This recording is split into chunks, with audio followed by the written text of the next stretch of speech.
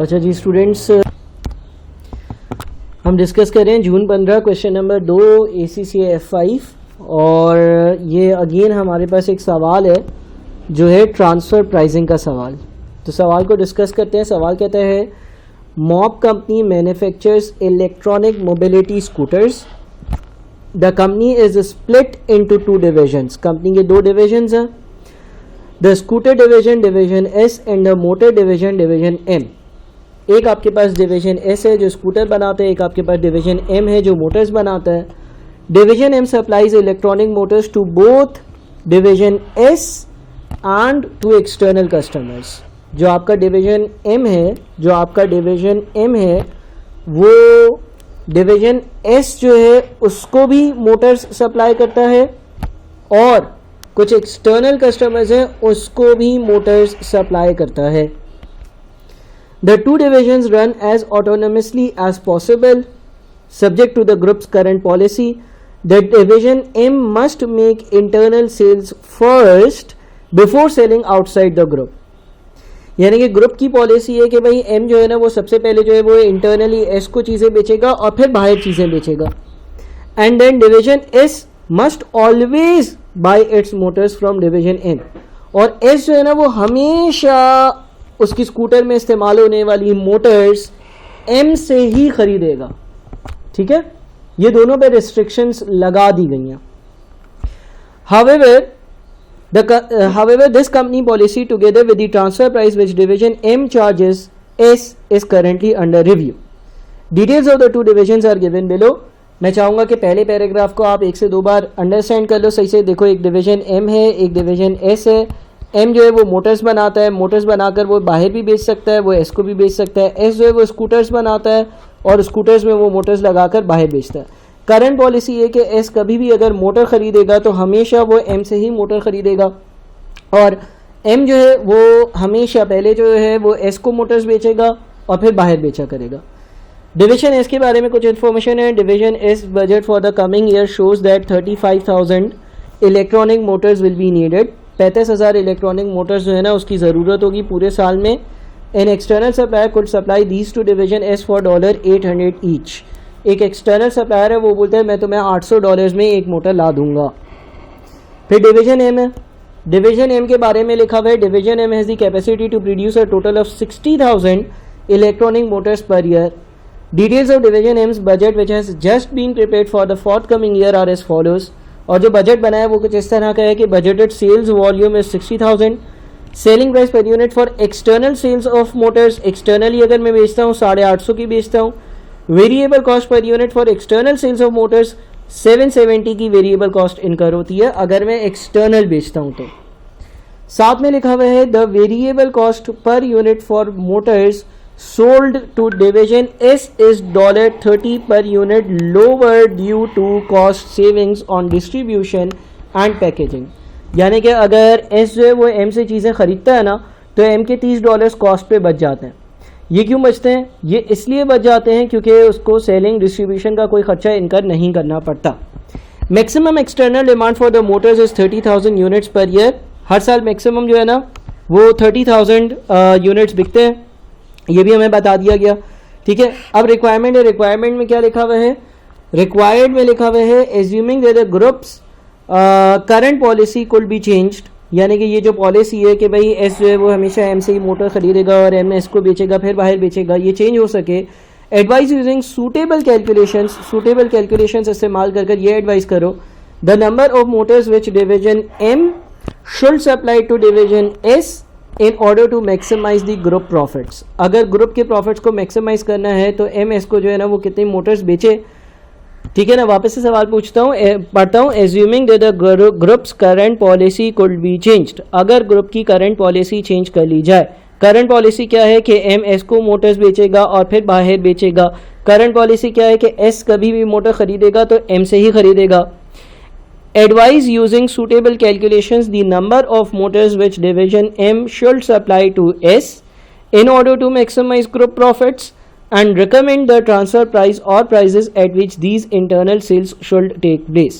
आप ये एडवाइस करो कि भाई कंपनी का या ग्रुप का प्रॉफिट मैक्सिमम करने के लिए क्या करना चाहिए और जो ट्रांसफ़र प्राइस होनी चाहिए वो क्या होनी चाहिए। ठीक है भाई, तो अब इसकी डिस्कशन करते हैं और इसकी डिस्कशन देखते हैं कि क्या क्या चीज़ें हम डिस्कस कर सकते हैं। अच्छा जनाब, अब देखो अगर एम की हम बात करें, एम अगर बाहर कोई मोटर बेचता है तो वो 850 की बेचता है और उसको वो बनाने में 770 की पड़ती है। इसका मतलब एम अगर कोई मोटर बाहर बेचता है ना तो वो 850 माइनस 770 यानी कि कंपनी को 80 रुपये कमा कर देता है बाहर बेचने से। ठीक है ना, बनाई मोटर 770 रुपये की पड़ी, बाहर बेच दी 850 की बिकी, 80 रुपये कमा कर देगा। ठीक है, ये एक चीज़ हो गई और होपफुली क्लियर है। दूसरी चीज़ एस जो है, एस उसको एक बंदा आकर बोल रहा है कि यार तुम मुझसे मोटर खरीद दो, मैं तुम्हें 800 रुपये में दूंगा। अच्छा, अब एस के पास दो ऑप्शन है ना। अगर मैं अपनी कंपनी की बात करूं तो एस ये जो मोटर इस्तेमाल कर रहा है, या तो ये बाहर वाले बंदे से खरीद ले तो 800 रुपये की पड़ेगी कंपनी को, और अगर कंपनी ये बोले एम से खरीद कर ले लेना तो एम को कितने की पड़ती है, यानी कि कंपनी को कितने की पड़ती है जनाब, 770 रुपये की वेरिएबल कॉस्ट है। लेकिन साथ में ये बात लिखी हुई है कि अगर एम एस को ये मोटर बेचेगा तो 30 रुपये का कम खर्चा होगा, यानी कि अगर हम खुद कंपनी में ये मोटर बनाएंगे ना तो हमें ये 770 की नहीं बल्कि हमें ये 740 की पड़ती है। 770 क्या है, उसमें वो सेलिंग का खर्चा भी शामिल है। अगर मैं किसी और को बाहर बेचता हूँ तो लेकर जाता हूँ ट्रांसपोर्टेशन कॉस्ट। ठीक है, यानी कि अगर मैं बाहर से मोटर खरीदता हूँ तो 800 की पड़ेगी, अगर मैं कंपनी की बनी बनाई मोटर इस्तेमाल करता हूँ तो 740 की, यानी कि अगर मैं बाहर से खरीदता हूँ तो कितनी महंगी की कितनी महंगी पड़ती है, 60 रुपीज़ महंगी पड़ती है। ये बात पहले समझ लो कि अगर मैं बाहर से मोटर खरीद रहा हूँ 800 की और ख़ुद बना रहा हूँ तो 740 की, 60 रुपीज़ महंगी पड़ रही है।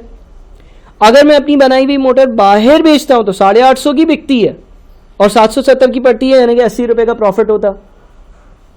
तो अगर मैं ग्रुप के पर्सपेक्टिव से बात करूं, अगर मैं पूरे ग्रुप के पर्सपेक्टिव से बात करूं, ज़रा बड़ा गौर से इस बात को सोचना, वो ये है कि मुझे क्या करना चाहिए। मुझे जो है ना वो ये करना चाहिए कि यार मैं ये सोच लूं कि एम को मैं बोल दूं तुम बाहर बेचते जाओ मोटर, मतलब तुम मोटर्स बनाओ ना, तुम एस को नहीं दो, तुम पहले एस को नहीं दो, तुम कहाँ बेचो, बाहर बेचो। क्यों सर? इसलिए क्योंकि हर मोटर जो एम बाहर बेचेगा उस पर एम मुझे 80 रुपये कमा कर देगा। लेकिन सर फिर एस को मोटर कहाँ से मिलेगी अगर एम एस को ना बेचे तो? ज़रा गौर से सुनना, एम बाहर बेचता रहे मोटर, हर मोटर पर 80 कमा कर देगा, 80 का फ़ायदा हो रहा है ना कंपनी को, बिल्कुल। एस को बोल दो तुम बाहर से खरीदो, तुम एम की बनी हुई मोटर इस्तेमाल नहीं करो, तुम बाहर से यानी कि सप्लायर से मोटर खरीद कर इस्तेमाल किया करो। तो सर उससे तो हमने देखा ना कि 60 का नुकसान है, बिल्कुल 60 का नुकसान है, होने दो। होगा क्या कि मैं बाहर से मोटर्स खरीदूंगा तो मेरी जेब से 60 रुपीज़ ज़्यादा जाएंगे, लेकिन मैं जब बाहर मोटर बेचता हूं तो 80 रुपीज़ ज़्यादा कमा लेता हूं, तो हर मोटर पर मुझे 20 रुपया ज़्यादा बच नहीं जाएगा। लॉजिकली सोचो ना यार, मैं 850 की एक चीज़ बाहर बेचूंगा, 770 की मुझे पड़ती है, 80 रुपये कमाऊंगा। और मेरा जो दूसरा डिवीजन है वो मोटर्स इस्तेमाल करने के लिए जब मोटर्स मेरे पास से लेगा, एम से लेगा, तो 740 की पड़ती है, बाहर से खरीदेगा 800 की पड़ेगी, 60 का नुकसान होगा। तो 60 का नुकसान होने दो हर मोटर पर, 80 का फ़ायदा होने दो हर मोटर पर, नेट 20 का फ़ायदा नहीं हो रहा? बिल्कुल सर, नेट 20 का फ़ायदा हो रहा। ठीक है, अच्छा अब हमें कंपनी को बताना था कि कंपनी करे क्या। देखो एम जो है ना वो मैक्सिमम बजटेड सेल्स वॉल्यूम जो है ना वो 60,000 है और इसकी कैपेसिटी भी 60,000 है। कैपेसिटी 60,000 का मतलब ये कि एम मैक्सिमम 60,000 मोटर्स बना करना बेच सकता है। ठीक है ना, division M has a capacity to produce a total of 60,000 electronic motors per year. Details of Division M's budget which has just been prepared for the forthcoming year are as follows. Budgeted sales volume 60,000। मैंने ये सोचा हुआ था कि यार मैं 60,000 unit से बना रहा हूँ ना, वो बाहर बेचूँ अगर, तो ये सब हिसाब किताब होगा। अच्छा, एक एक्सटर्नल डिमांड भी दी हुई है। Maximum external demand for the Motors is $30,000, यानी कि ज़्यादा से ज़्यादा अगर मैं बाहर मोटर बेचता रहा तो 30,000 मोटर्स जो है ना वो बाहर बिकेंगी। अब क्या करना चाहिए ये देखते हैं। ठीक है ना, अब क्या करना चाहिए ये देखते हैं। करना ये चाहिए कि भाई अगर मेरा डिवीजन एम 60,000 चीज़ें बनाता है, अगर मेरा डिवीजन एम 60,000 चीज़ें बनाता है तो बाहर बेचने में हमने देख लिया कि ज़्यादा फ़ायदा है, बाहर बेचते हैं 80 का फ़ायदा होता है, वही चीज़ खुद इस्तेमाल करते हैं तो 60 का फ़ायदा होता है, तो 80 का फ़ायदा लेना ज़्यादा बेहतर है, 60 की कॉस्ट एक तरह से ज़्यादा इनकर होती है। तो मैं बाहर बेचता जाऊँ, पहली 30,000 चीज़ें मैं बाहर बेच दूँ, पहली 30,000 चीज़ें क्या करूँ, एम पे जो बनी है ना वो आउटसाइड सेल्स कर दूँ, बाहर बेच दूँ। अभी भी 30,000 और बना सकता हूँ, ठीक है ना। पहली 60,000 क्या करी मैंने, पहली 60,000 में से 30,000 जो है वो बाहर बेच दी, एक्सटर्नल डिमांड पूरी बना ली। अभी भी एम जो है वो मजीद यूनिट्स बना सकता है ना। एस को कितनी चीज़ें चाहिए, 35,000। अब मैं क्या करूं, अब मैं अपनी कैपेसिटी ज़ाया नहीं करूं बल्कि 30,000 मोटर्स और बनाऊं और वो 30,000 मोटर्स जो है ना वो एस को दे दूं। यानी कि एस को जो 35,000 मोटर्स की ज़रूरत है ना, 35,000 मोटर्स में से 30,000 मोटर्स जो है ना वो एम से ख़रीद ले, क्योंकि एम 740 में बनाकर दे देता, और बकाया 5,000 का क्या करें, वो बाहर से ख़रीद लें 800 के दाम पर, ठीक है ना। तो इस 35,000 का जो एस का ब्रेकअप है वो क्या होगा, 35,000 में से 30,000 एस जो है वो एम से ख़रीद ले और 5,000 जो है ना वो बाहर से ख़रीद ले। इस पे कंपनी का जो कॉस्ट होगी कंपनी की वो मिनिमम होगी, ठीक है ना, या फ़ायदा सबसे ज़्यादा होगा। अच्छा, यही बातें ज़रा मैं आपको डिस्कस कर लेता हूँ क्योंकि आपने तो इसको इन वर्ड्स लिखना होगा। चलें जी, इसको डिस्कस करते हैं। देखो लिखा हुआ है, for every motor sold externally division M generates a profit of $80, ये हमने देखा। For the group as a whole, for every motor which division S is to buy from outside of the group there is an incremental cost of $60, ये भी हमने देख लिया। Therefore, from a group perspective, as many external sales should be made as possible before any internal sales are made. Consequently, the group's current policy will need to be changed. This does, however, assume that the quality of the motors bought from outside the group is the same as the quality of the motors made by Division M. ये हमने सब discuss किया। Division M's total capacity is 60,000 units. Given that it can make external sales of 30,000 units, it can only supply 30,000 of Division S demand of 35,000 motors. These 30,000 units should be bought from Division M, since from a group perspective the cost of supplying these internally is $60 per unit cheaper than buying externally. The remaining 5,000 motors required by Division S should then be bought in from the external supplier at $800. ये सारी बातें अभी मैंने discuss करी। फिर हमें transfer price बतानी है। In order to work out the transfer price which should be set for the internal sales of 30,000 motors, the perspectives of both divisions must be considered, ठीक है जनाब। अच्छा, अब क्या है भाई, अब ये नई चीज़ें हैं, यहाँ तक जब चीज़ें क्लियर हो जाएं तो उसके बाद इसको रीड करना। देखो इसमें लिखा हुआ है, division M's only buyer for these 30,000 motors is division S, so the lowest price it will be prepared to charge is the marginal cost of making these units which is $740 per unit.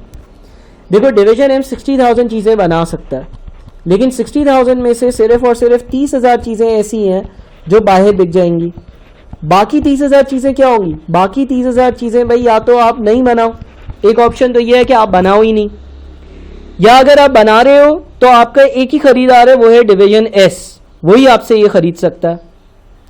अब अगर आप division S को ये बेचोगे तो आप कम से कम, division M के perspective से बात कर रहा हूं, कम से कम आप ये सोचोगे ना कि यार मेरी जो मार्जिनल कॉस्ट है, इसको बनाने की कॉस्ट है, वो तो मैं इससे लूं, यानी कि कम से कम $740 में बेचोगे, कोशिश करोगे उससे ऊपर बिके। एज अ डिवीजन एम का मैनेजर मैं कोशिश करूंगा कि उससे ज़्यादा में बिके, लेकिन कम से कम 740 में तो मैं बेचूंगा। However, it will ideally want to make some profit on these motors too and will consequently expect a significant higher price than this. यानी कि वो एक्सपेक्ट करेगा कि यार इससे कुछ ज़्यादा प्राइस ही मिल जाए तो ज़्यादा बेहतर है।